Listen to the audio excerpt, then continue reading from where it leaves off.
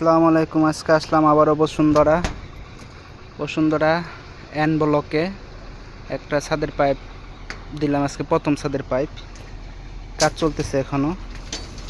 এটা হলো garage room, যেহেতু গ্যারেজের একবারে একসাথে কাজটা করা হইতেছে। যে এখানে লাইন দেওয়া আছে, এগুলো হলো স্পটলাইট হবে। এই যে এখানে এটা হলো দেওয়াল হবে, আর এই পাশে একটা স্পটলাইট, এই পাশে একটা স্পটলাইট, বরাবর ওই পাশে এক সিরিয়ালে ওই পর্যন্ত, এই মাথা পর্যন্ত স্পটলাইট রাখা আছে, প্লাস সমস্ত সুইচ বোর্ডগুলো এখানে হবে। এই যে এখানে, আর ওই যে কর্নারে একটা ফ্যান বক্স রাখা আছে একদম কর্নারে, ওদিক দিয়ে আপনি নিচে আরেকটি দেওয়াল বাড়ায় আরেকটা ফ্যান হবে আর কি, দেওয়াল হবে। দেওয়ালের কারণে গাটরুমরা এখানে হইতেছে।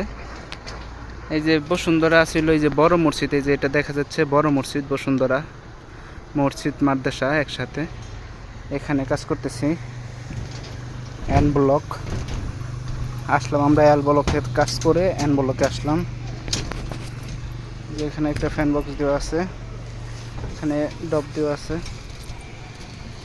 এখানে স্পটলাইট, এখানে স্পটলাইট হবে। এটা এই যে আমরা মাস্কিন টেপ দিয়ে আটকে দিচ্ছি, যাতে এই সাইডটা আমাদের লাগতেছে না।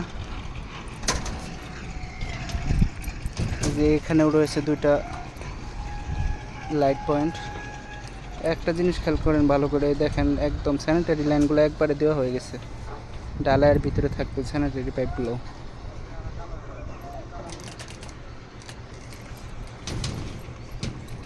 এখানে একটা ফ্যান বক্স,